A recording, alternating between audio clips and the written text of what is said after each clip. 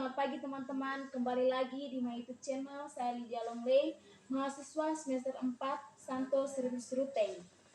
Hari ini saya akan membahas tentang upaya pemberantasan korupsi. Sebelum masuk ke pembahasan, jangan lupa like, comment, and subscribe. Pertama, saya akan membahas tentang latar belakang korupsi. Korupsi merupakan tindak pidana yang sangat merugikan banyak orang. Indonesia merupakan salah satu negara yang memiliki kasus korupsi terbanyak dalam sejarah dunia. Oleh karena itu, dibangun suatu tindakan sebagai upaya pemberantasan tindakan atau kasus ini. Ada beberapa pendapat yang menjelaskan bahwa untuk memberantas korupsi ini adalah dengan pemberian hukuman kepada pelaku seberat-beratnya. Maka, dalam pemberantasan korupsi ada dua upaya besar yang merujuk pada tindakan terjadi dan sebelum terjadinya korupsi, atau tindakan preventif atau pencegahan dan kuratif. Upaya-upaya dilakukan dengan strategi yang harus dirancang secara terencana sehingga mendapatkan hasil yang diharapkan. Pembahasan yang kedua yaitu konsep pemberantasan korupsi. Konsep pemberantasan korupsi merupakan suatu gagasan untuk menanggapi tindak korupsi yang terjadi sekaligus menanggulangi konflik akibat tindak korupsi. Konsep ini tidak semata-mata menitik beratkan pemberlakuan suatu hukum tegas, berat, dan menyiksa pelaku, namun juga merujuk pada aksi konkret mencegah terjadinya tindak korupsi. Indikator penting yang menjadi dasar yaitu undang-undangan dan juga mengatur tentang penyelenggaraan negara yang bebas dari korupsi, kolusi, dan nepotisme yang terdapat dalam Undang-Undang Nomor 28 Tahun 1999 dan juga Undang-Undang Nomor 31 Tahun 1999 tentang pemberantasan tindak pidana korupsi. Konsep itu terdiri dari pencegahan pada lembaga penegakan, pencegahan pada lembaga lainnya, dan berupa penindakan, harmonisasi peraturan perundang-undangan, penyelamatan aset hasil korupsi, kerjasama internasional, dan juga pelaporan.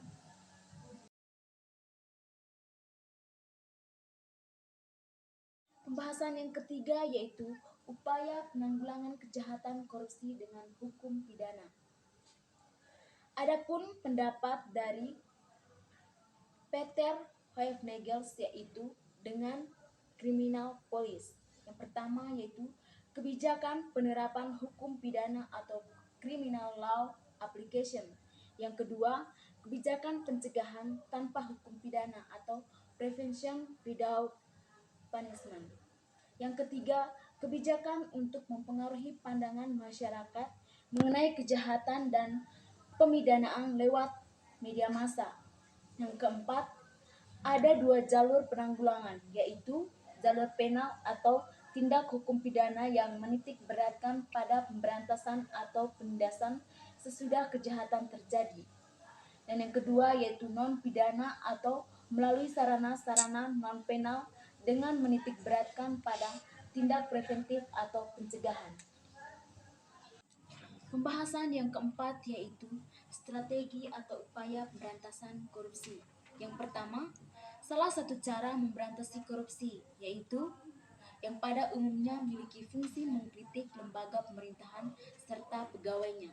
Yang kedua, hal yang perlu diperhatikan juga adalah memperbaiki kinerja lembaga peradilan baik dari tingkat kepolisian, kejaksaan, peradilan, dan juga lembaga pemasyarakatan.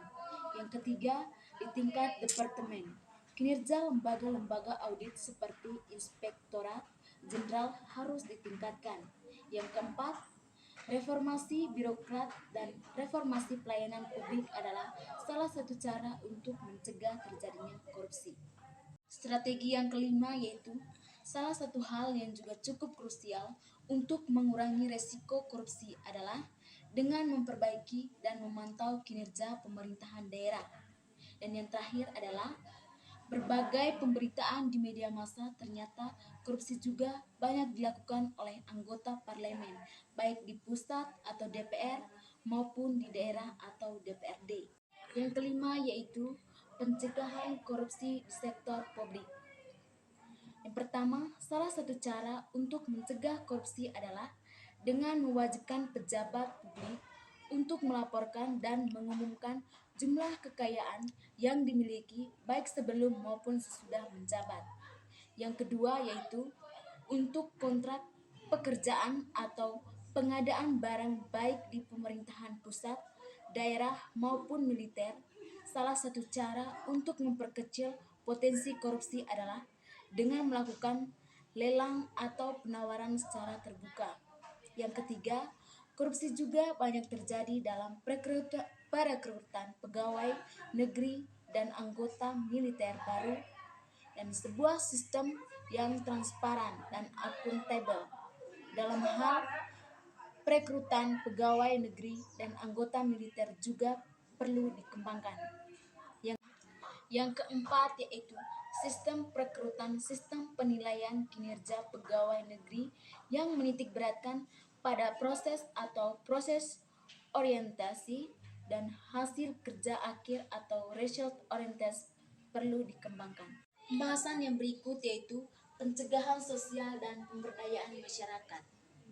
Terdapat beberapa pencegahan sosial dan pemberdayaan masyarakat yaitu yang pertama, memberi hak pada masyarakat untuk mendapatkan akses terhadap informasi, termasuk media yang membuat tahu akan kebijakan pemerintahan.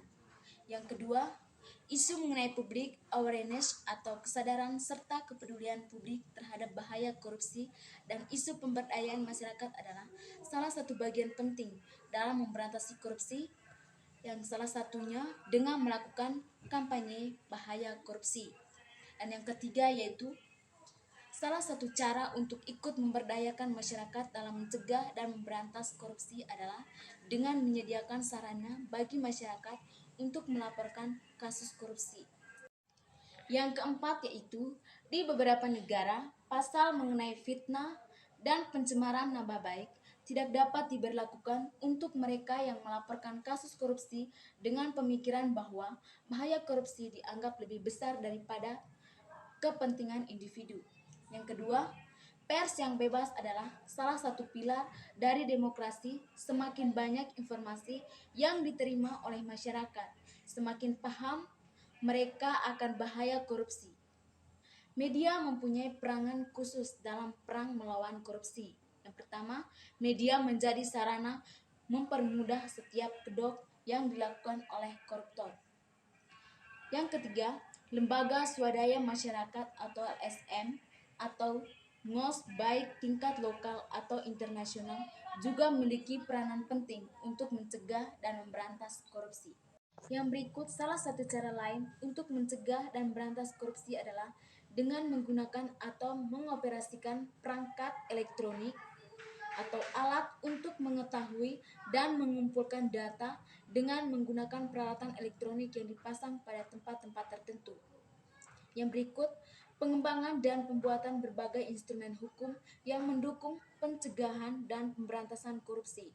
Untuk mendukung pemberantasan korupsi, tidak cukup jika hanya mengandalkan satu instrumen atau Undang-Undang Pemberantasan Tindak Pidana Korupsi. Tetapi instrumen lain salah satu contoh Undang-Undang Tindak Pidana atau Money Laundering, pencucian uang. Untuk melindungi saksi dan korban tindak pidana korupsi, perlu instrumen hukum berupa Undang-Undang Perlindungan Saksi dan Korban. Untuk memberdayakan pers, perlu undang-undang yang mengatur mengenai pers yang bebas.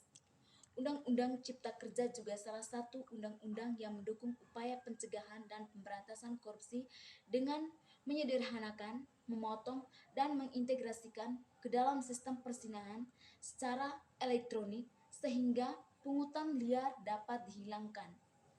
Atau instrumen kode etik atau kode of conduct yang ditujukan untuk semua pejabat publik, baik pejabat eksekutif, legislatif maupun kode of conduct bagi lembaga peradilan atau kepolisian, kejaksaan dan juga pengadilan.